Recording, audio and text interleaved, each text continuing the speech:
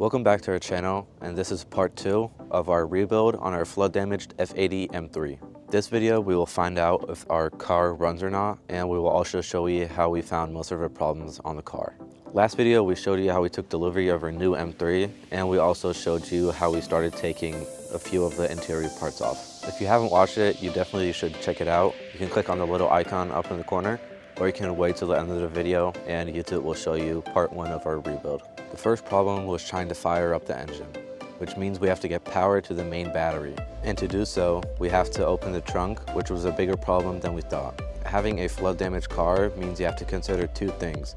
First is hydrolock, which means having water in your cylinders, and second is that electricity and water is definitely not a good combination. This is why we started stripping the car down to get all of the water out. Since we did that in the cabin, we now have to move on to the trunk, which has on a BMW an electrical locking mechanism. And now everybody is saying that you can just pull the emergency latch button, which is in the trunk, but to access that, you have to fold down the back seats, and to fold the back seats down, you have to open the trunk, because that's where the latches are to fold the back seats down. Thank you BMW for causing us some trouble, but we found our solution. As you can see, this is where the battery sits, and these are some of the electrical components like the fuse box. As you can see, we hooked up the M3 to our pickup to give it power to try to open the trunk. You can see that the car got power and that we finally got to open the trunk.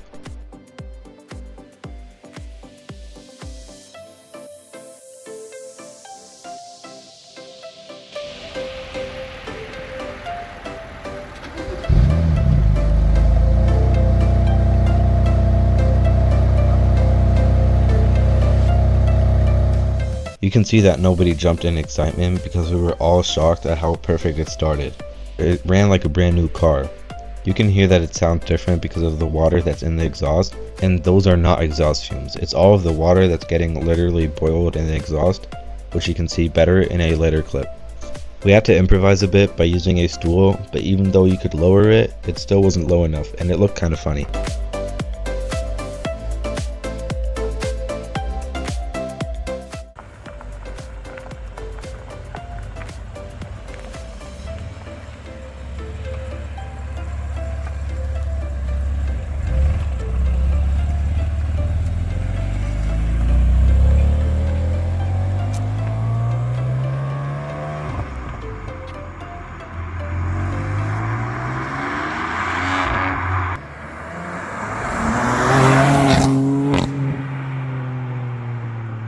Here you can see how much evaporated water is still coming out.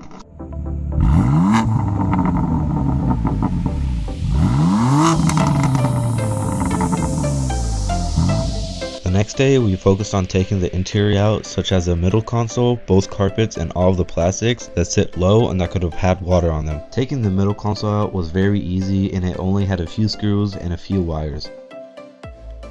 If you've made it this far already into the video, it would help out a lot if you could like and subscribe. The only hard part on taking the middle console out is pushing the cover for the shift knob through.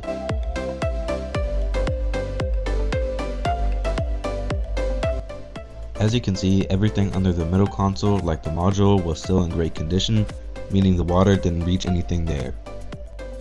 The rust on the handbrake is normal because it's bare metal that is not water and rust protected, because water usually doesn't get there. So mostly when there's a very thin rust layer, it's just something that's like humidity. We started working on taking everything out that was under the middle console so we could take the carpets out. Everything is just clipped in and very easy to remove.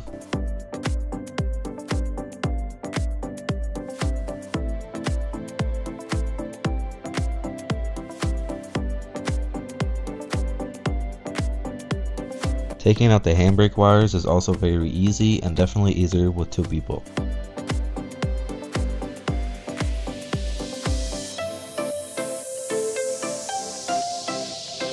These plastic covers are also just clipped in and easy to get out. We also rinsed every plastic cover that could have been in water. After that everything was finally removed, we moved on to taking the back carpet out.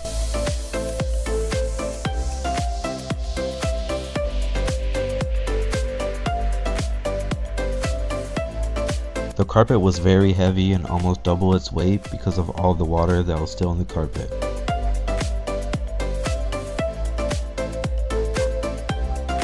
But everything beneath it also looks in great condition because the shell is obviously water and rust protected. Whilst we were working on the interior, my sister was outside cleaning all of the wheels. Now we have to take out the subwoofer, which was completely underwater.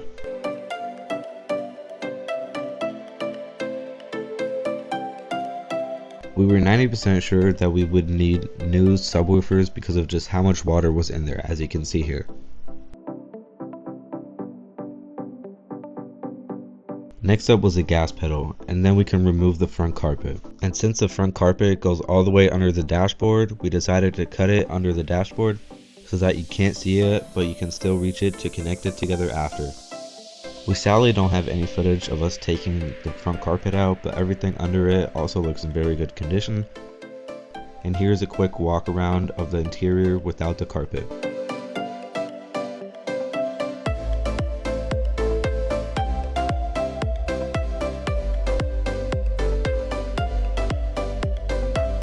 Thank you for watching our video. We hope you guys enjoyed it, and if you haven't watched part 1 yet, you should definitely go check it out and click on the video. And it would help a lot if you could like and subscribe. Drive safe and stay tuned.